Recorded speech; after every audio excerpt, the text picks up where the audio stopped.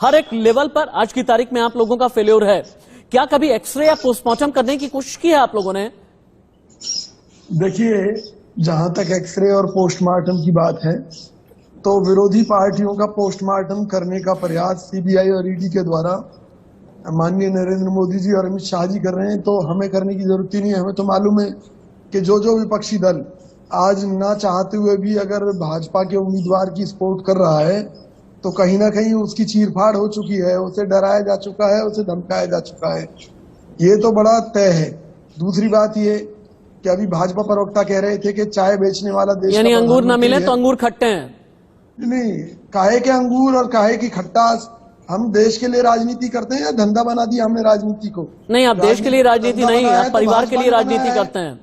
अगर देश के लिए राजनीति करनी होती ना, अगर देश के लिए राजनीति करनी होती तो महंगाई के खिलाफ सालों पहले आप लोग सड़क पर उतर आते, ईडी एक्शन के बाद ना उतरते। हालांकि मैं उधर नहीं जाऊंगा, अगर उधर जाऊंगा तो शायद डिबेट मेरी टॉपिक बहुत अलग हो जाएगा।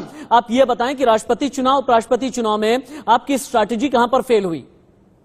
हमारी सीबीआई और ईडी के सामने फेल हो गई कि जिसकी डर की वजह से जो मोदी जी के विरोध में पार्टियां थी, चाहे वो तृणमूल कांग्रेस थी, चाहे वो शिवसेना थी, अरविंद मोहन जी, क्या जो बात विजय कौशिक जी कह रहे हैं ये बात ठीक है कि सीबीआई और ईडी के सामने विपक्ष की स्ट्रैटेजी फेल हो गई? एक बात और कहना चाहता हूं, अगर शिवसेना भी चली गई एनडीए, अगर शिवसेना भी चली गई धनखड़ के साथ में, एक बात कह रहा हूं, हाँ, अगर वाईएसआर कांग्रेस भी चली गई धनखड़ के साथ में, चाय बेचने वाला देश का प्रधानमंत्री बन गया।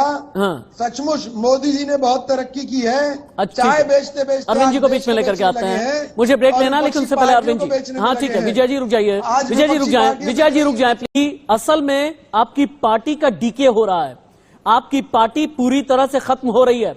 इस बारे में सोचने की जरूरत है, बजाय इसके कि हर एक चीज पर यह कहना कि लोकतंत्र की मौत हो गई।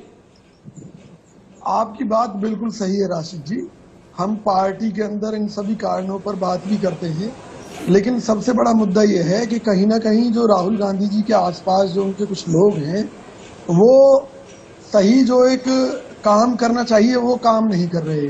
जो राहुल गांधी जी के सलाहकार हैं वो कहीं ना कहीं इस बात के लिए जिम्मेवार हैं कि क्यों हम भारतीय जनता पार्टी के मुद्दों पर बैटिंग करने उतर आते हैं, जबकि हमारे अपने मुद्दे हैं, हमारी अपनी नीतियां हैं, हमारी अपनी प्लानिंग है, उनके आधार पर हमें काम करना चाहिए। ऐसा लगता है जैसे भाजपा के ईमानदारी से आपने एडमिट तो किया है। एक और छोटा सा ब्रेक लेने, बहुत प्रोग्रेस किया है।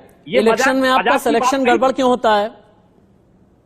देखिए, मैंने क्या कहा कि हमारी पार्टी में माना कुछ कमियां हैं, लेकिन जो असली मुद्दा ये है कि भी जो जनता है जिस दिन महंगाई के मुद्दे पर जागेगी, जिस दिन बेरोजगारी के मुद्दे पर जागेगी, जिस दिन विदेशी कर्ज के मुद्दे पर जागेगी, जिस दिन कानून व्यवस्था के मुद्दे पर जागेगी, उस दिन जगाइए ना, उखाड़ फेंक देगी। जगाइए, आपको रोक कौन रहा है? जगाने में लगे हुए, जगाइए फिर आप। अपना काम हम पूरी ईमानदारी के साथ कर रहे हैं। राहुल गांधी जी, सोनिया गांधी जी, प्रियंका गांधी जी और कांग्रेस का प्रत्येक कार्यकर्ता यही गिनती में तो मुश्किल है। अरविंद जी कुछ कहना